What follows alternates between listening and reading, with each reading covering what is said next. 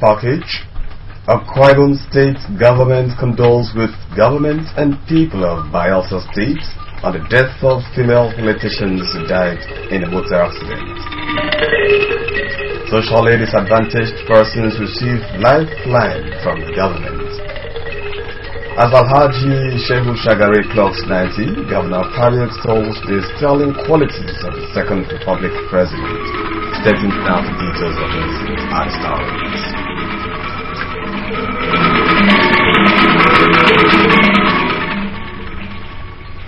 A very good morning to you out there. Welcome to KBC 45 News at Dawn. My name is Edo Ikon.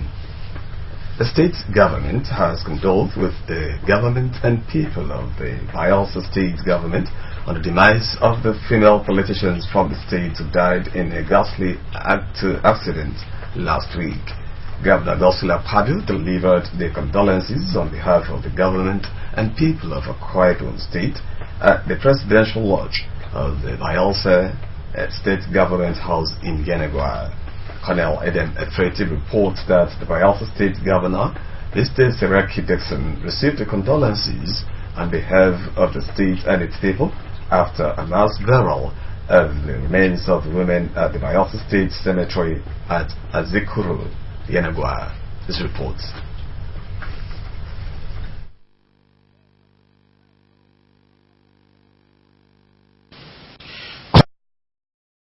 Government and people, as well as the families of the female politicians who lost their lives in the ghastly motor accident. Governor Akpabio, who was represented by the Deputy Lady Valerie Ebe, said his family, as well as the government and people of Ibom State, share the pains of loss of the female politicians.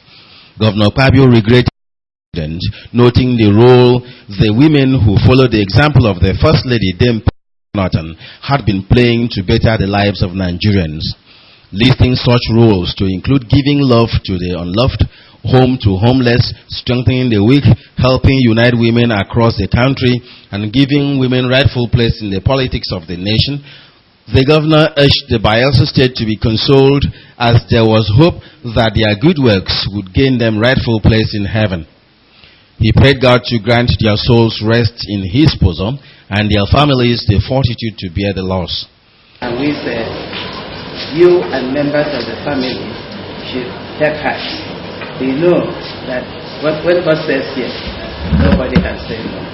This time God has said yes, we don't know what happens, what is going to happen in the near future to the political life of Nigeria. Maybe God Himself decided that these women should suffer for the peace of this nation. We pray, and all of us will continue to pray, especially the women folk of this country, these women, so that they themselves will find a good place in heaven more than what tombstone can give.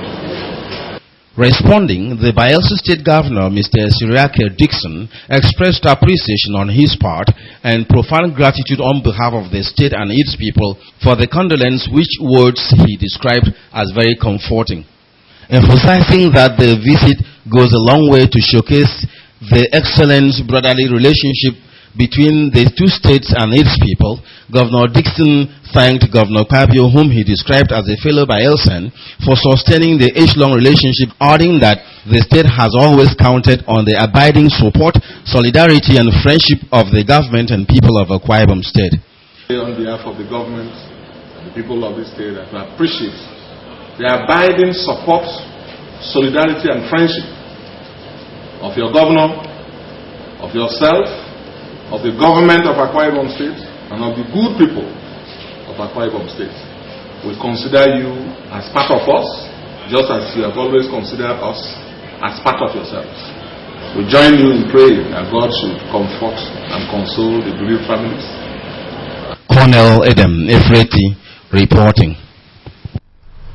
A 3-day training for administrators in the state's budget office on the implementation of the International Public Sector Accounting Standards (IFSAS) has ended in Rio. The training, which took place at Manti Street at Akpan Avenue, was organized by the state government in collaboration with the budget office. The Permanent Secretary, State Budget Office, Pastor Nicholas Akarika, while declaring the training closed, advised the participants to put into practice all they have been taught. Ayado Paul reports.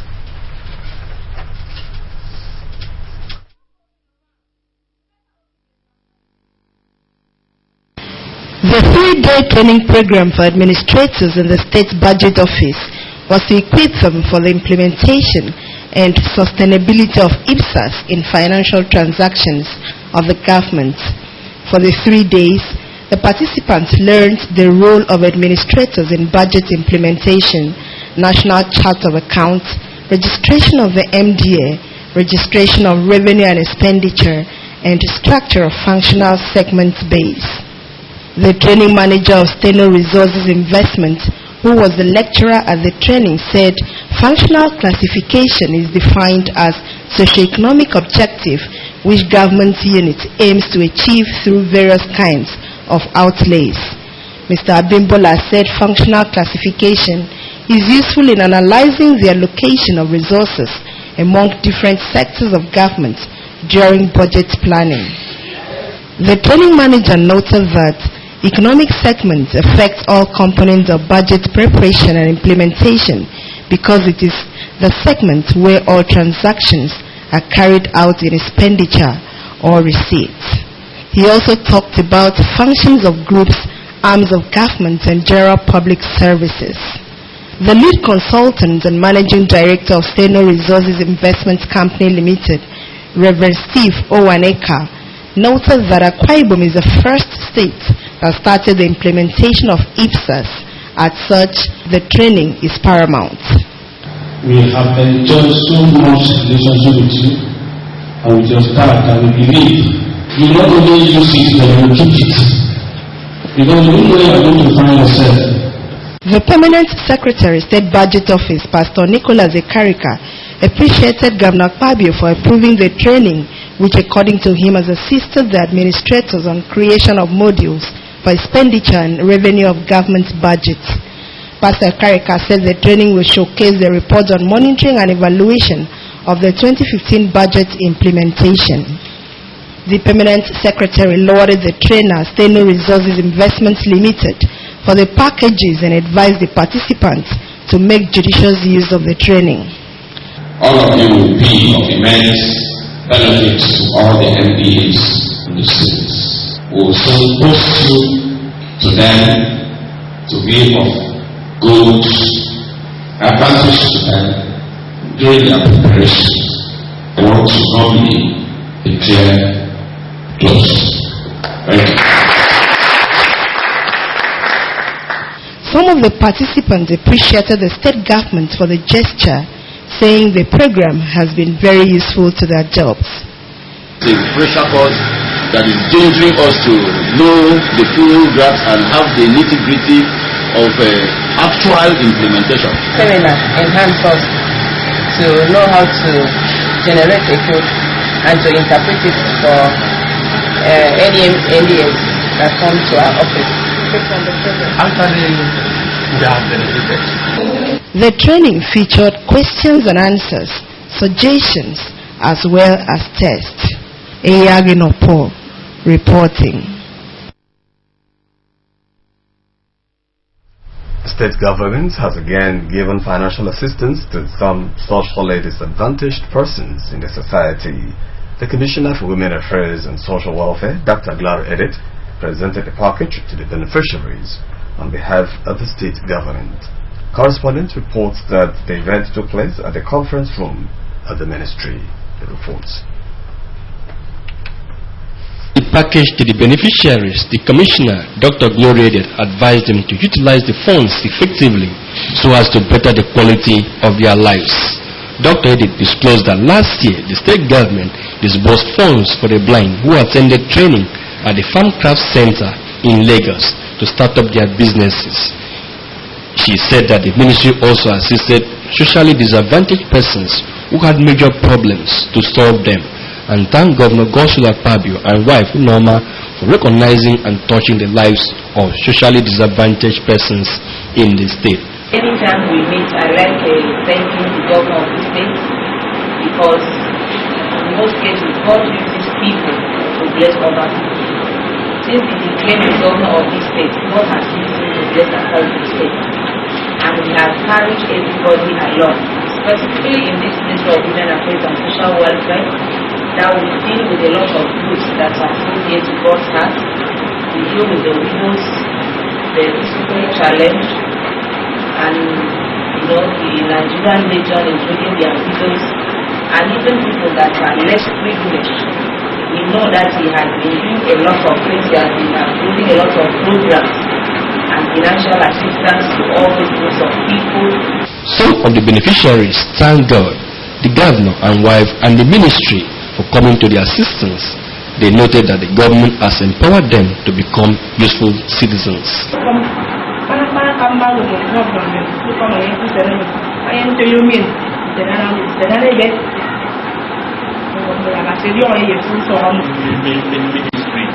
Because of the mere surgery empower and the Bunse Commission if they get training Lagos, more is stranded, they were selling to Kentaba, Miahaji, in Yesia,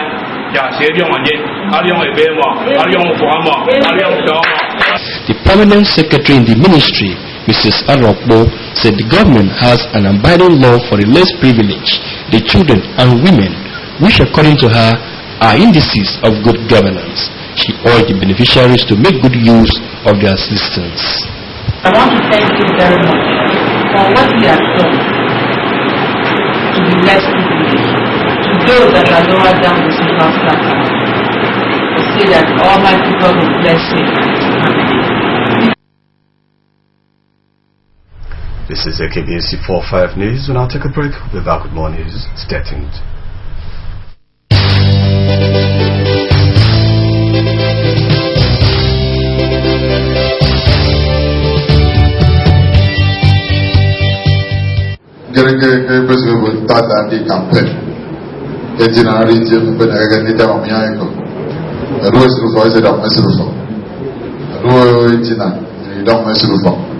Udom jadi iman ada taman soal iman. Therefore, it's a man military. When finally, His Excellency Agapo military, when we got to look at that, I put the Moses. When you look at what you want to get, I get a better. Joseph, Akapanda, and I do for fellowship. At the amount of one home. Sini na ngko ro je ma ko bi wa be ko na me ga mo ro mi o ro ma se te pe ko na mi e ko ro jo mo ji ne ma ila ji na ida ga mo e ji no Udom is right and fast, for God is the best, for Kwai-Bone said, Udom is right and fair. Behold our next governor.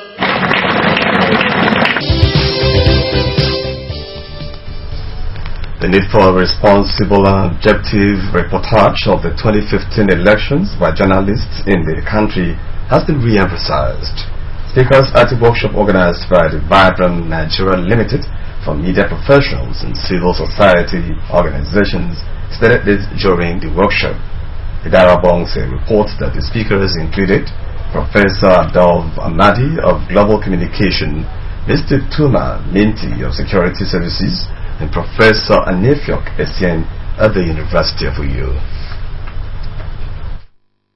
The lecture, which was organized to keep journalists and civil society organizations abreast with the modalities of election coverage, took place at the Le Méridien Ibom Hotels and Golf Resort.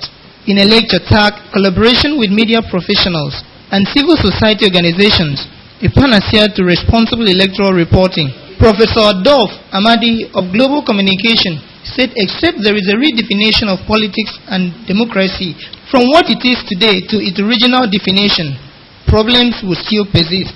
The redefinition, he said, can only be achieved if issues like full participation of citizens in the electoral process is addressed.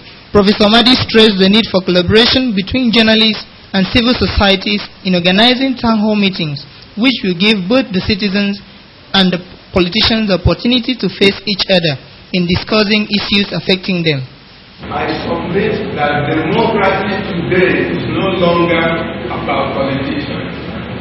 Rather, it is about empowered citizens. The only way to change this is to return the demo, to bring back citizens into election. And the two groups that can do that are civil society people and journalists. Speaking from the security perspective, the Director of Security Service, Akwa Ibom State, Mr. Toma Menti, who was represented, advised journalists to reverse some of their negative attitudes in the discharge of their responsibilities.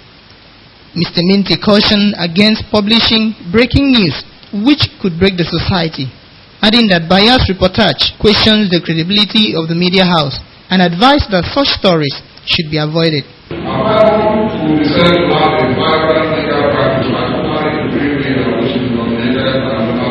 As editors, if you are breaking the news before your competitors will break the country, it is better you not break the news so we can have this.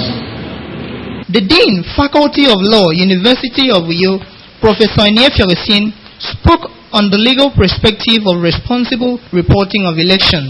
Represented by Professor Etefia Ekanem, Professor Essien reminded journalists that accuracy should not just be seen from the theoretical perspective, but should be played in the content given for public consumption. Professor Essien stressed that for proper and effective reportage within the ambience of the law, journalists must be familiar with the ethics of the profession and the Nigerian Media Code for effective election coverage. He called on journalists to ensure editorial independence and always strive to satisfy the public if they must stay in business. But the role of the media is inevitable in the execution of the election.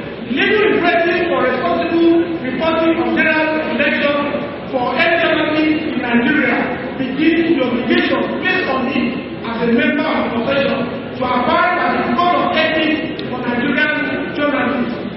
Earlier, the workshop coordinator, Mr. John Ockman, said the event is to educate the message carrier on proper ways in enlightening the public on the processes involved in election and to ensure that a free, fair and credible election is conducted. Idara Bongse, reporting.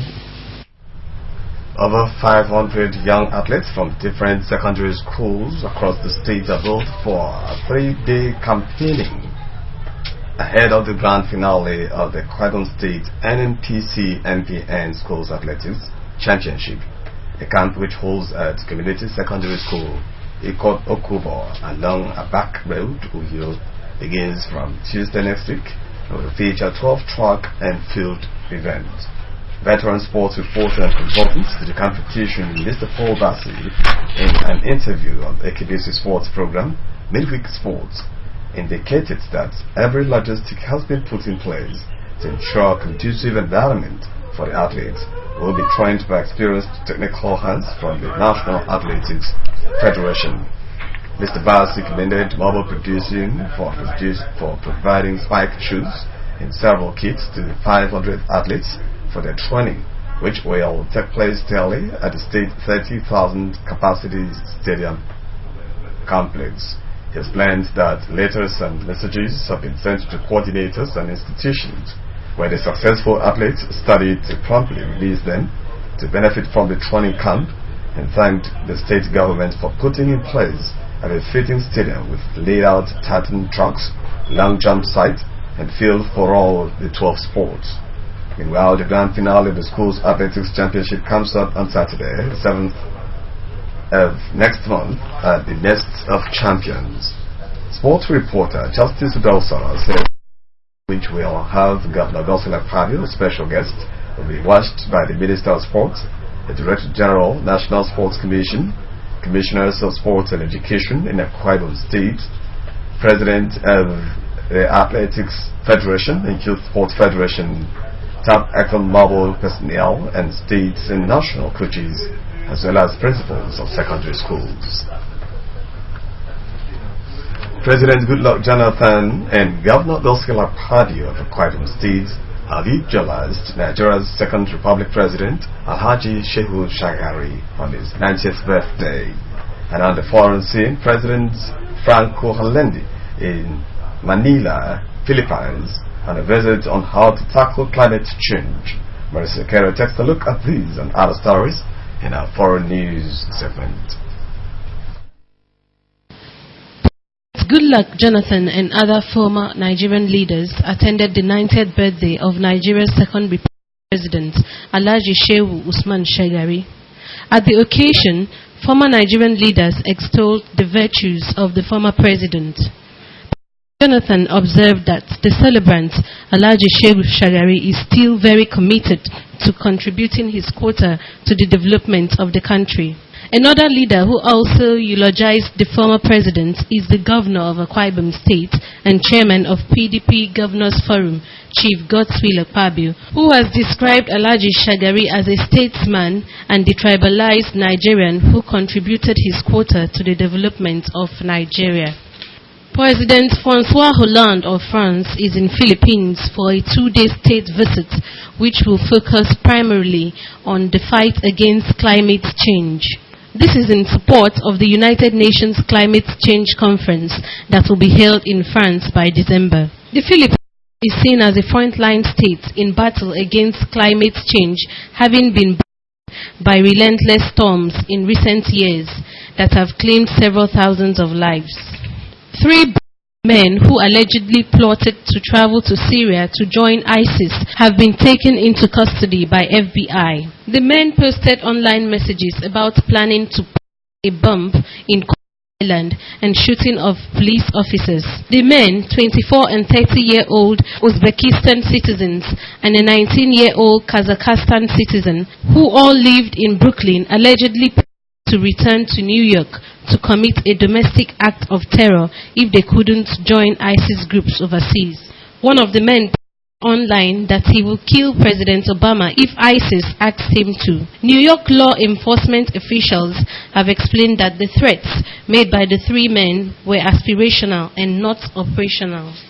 A man who is featured in several IS beheading videos, popularly called Jihadi John, has been identified as Muhammad Emwazi, a middle-class who was born in Kuwait but grew up in London and graduated from college with a degree in computer programming. In videos released by IS, Jihadi John is usually dressed in black, masked, a knife, and appears to have carried out the beheadings of hostages. According to Reuters, friends of Emwazi who spoke on anonymity said that he started to become radicalized after graduation. In Kabul, Afghanistan, a suicide bomber rammed a car loaded with explosives into a vehicle belonging to NATO's top envoy in Afghanistan, killing at least 1 person. The terrorists claimed responsibility but appeared to have mistaken the Turkish security team for a U.S. convoy, clarifying on Twitter that the target of the attack in Kabul was a convoy of U.S. troops. It is the second time a diplomatic vehicle has been targeted by insurgents in Kabul in recent months.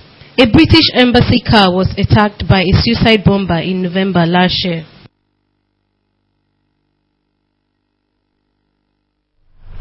Staff of the Akwa Ibom Broadcasting Corporation (AKBC), particularly those of the Marketing Directorate of the corporation, are among the groups expected to attend the funeral and Thanksgiving service in honor of the late Major Afion Idem, mother-in-law of Mr. Iniabong Itat of the AKBC.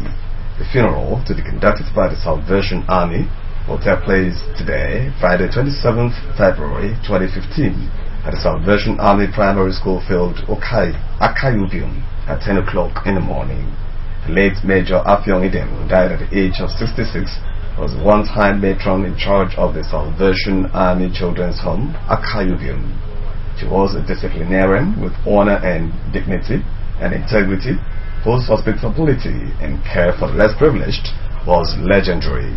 The late Major Afion Idem, survived by 5 sons, 3 daughters, and grandchildren, brothers, sisters, and others, including Mr. Iniabong Itat of the Marketing Directorate of the AKBC.